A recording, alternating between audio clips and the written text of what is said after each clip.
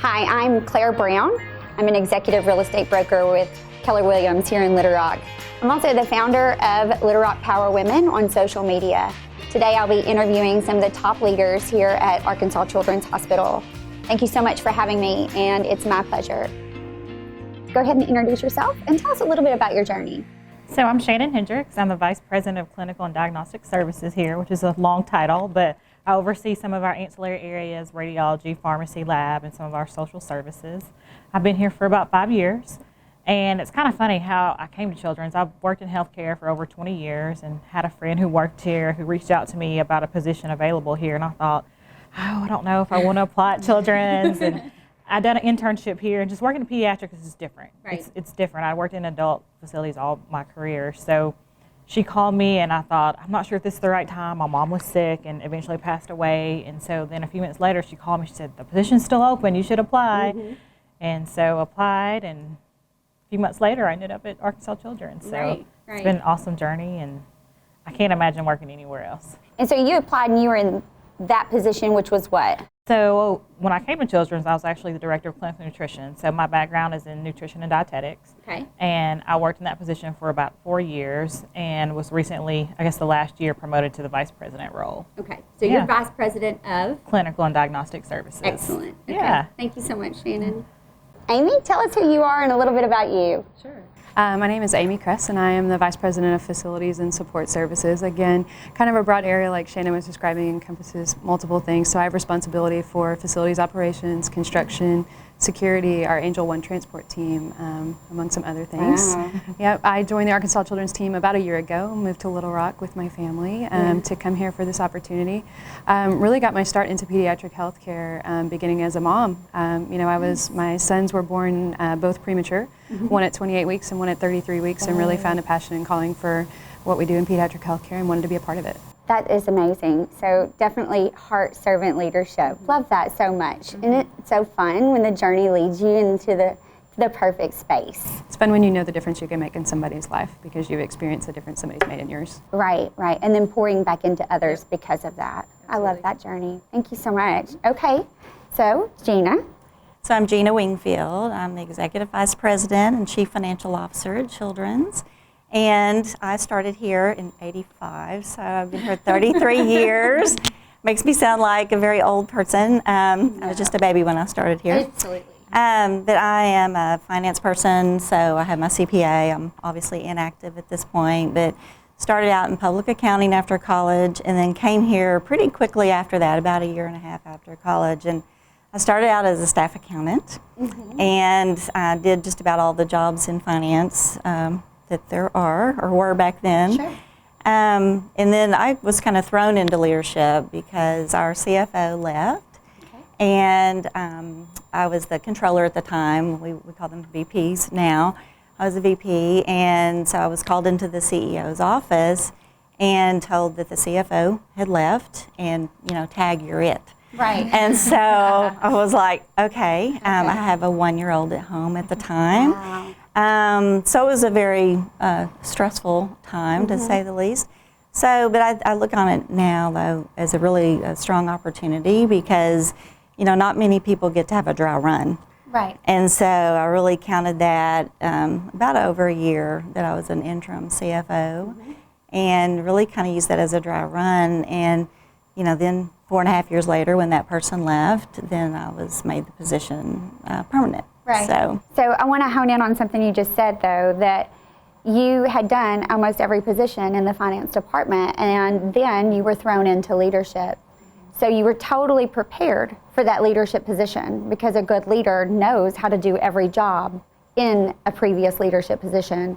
And so it's fitting that you're now in the role that you're in because you then know how to do every job underneath you. In order to lead, you are able to do that.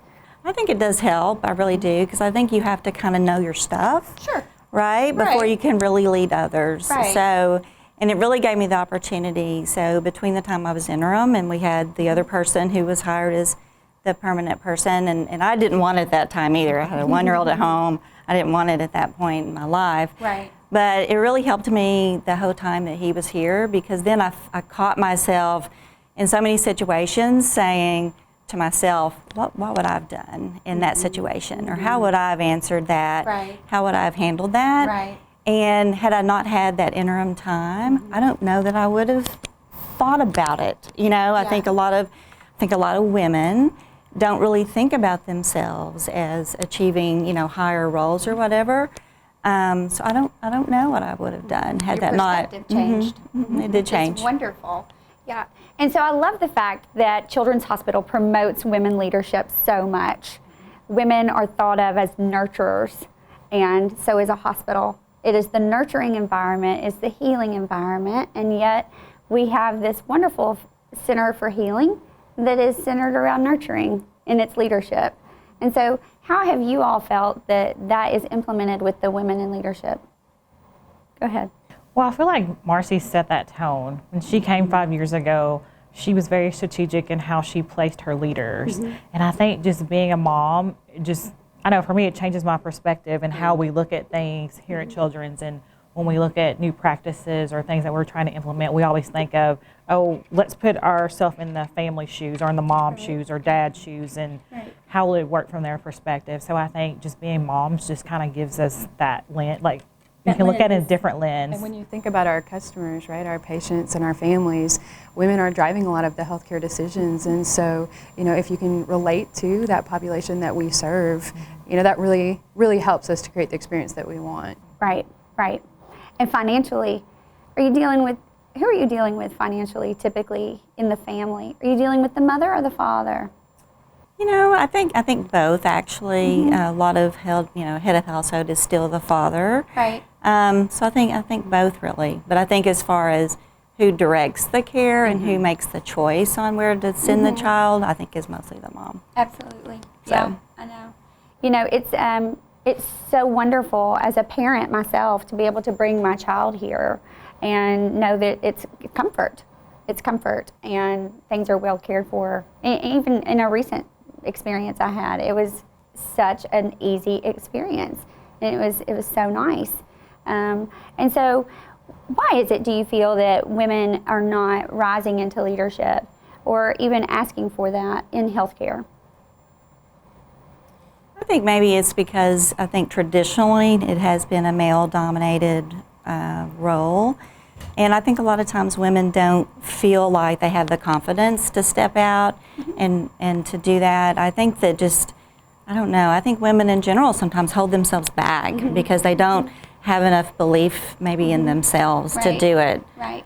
I think you're right. I think it's a lot about having confidence in what you bring to the table and the voice that you can have in the conversation and what you can do, you know, to help shape the future of an organization. And when you feel confident in that, you come to the table as a leader, regardless of what your title might be, right? You enter that conversation as a leader and you start to grow and build that skill set, even if you're not formally in a leadership position at that point, but it's about finding that voice. Right. And so how are you encouraging other women in the community here at Children's to step into that fear and saying, come on, sis, it's okay. Here's my hand, and step into that space. Don't fear it anymore, because we know you're a nurturer too, and that's what we're here for. I think just leading by example. I think so many of us are active in the community. We represent Arkansas Children's in so many aspects, and I think just talking and visiting with women and just letting them know you can create your own seat at the table. I mean, I watched a podcast recently about that said, you know, if you don't have a chair at the table, bring your own chair, even if it's a folding chair. I mean, bring your chair to the table. So it's just giving women the confidence that they can sit in those positions and not just take no for an answer. I love that so much, Shannon. That's so key. You know, there's a wonderful Milton Berle quote that says, if opportunity doesn't knock, build the door. And I love that Children's has done that so eloquently. They've built the door. You've built the door with the leadership that you've put in place by showing that women can do and will, and with grace.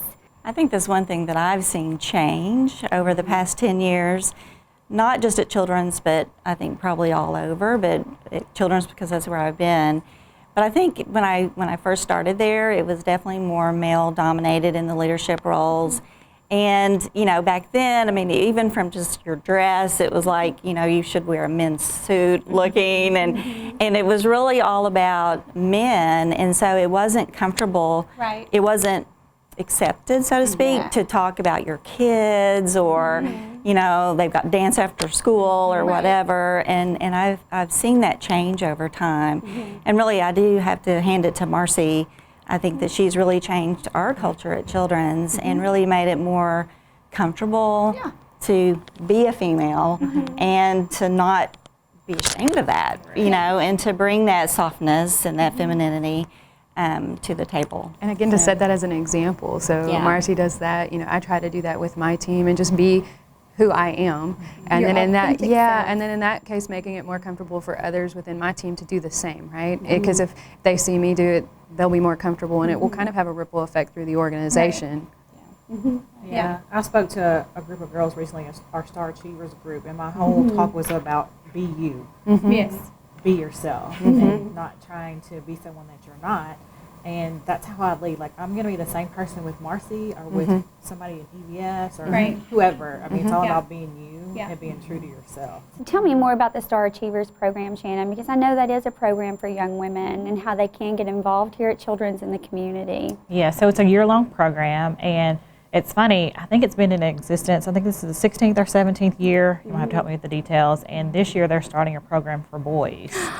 So that's exciting. Yes, that's exciting. This is the first year, so they get to volunteer. I think the program runs from September to May, and each month they're here on our campus, and they get to volunteer in a different area to learn more about healthcare, and I think it's an awesome program for girls, but also just exciting that they are now allowing boys. Branching out. So I love it. That's fantastic. But it was so fun speaking to this group and just like trying to inspire them. And I think seeing so many women in leadership at Arkansas Children's really inspired them to think, wow, I can do this. I can do that. Yeah, absolutely. There's a glass ceiling that's already been broken. Right. Absolutely. Y'all are fantastic and it's so much fun. So I hope this conversation continues off camera and over cocktails at some point. So thank you so much for your time. I know it's your most valuable commodity as you're all women in demand right now. So have a fantastic day. Thank you so much to Children's and all you do.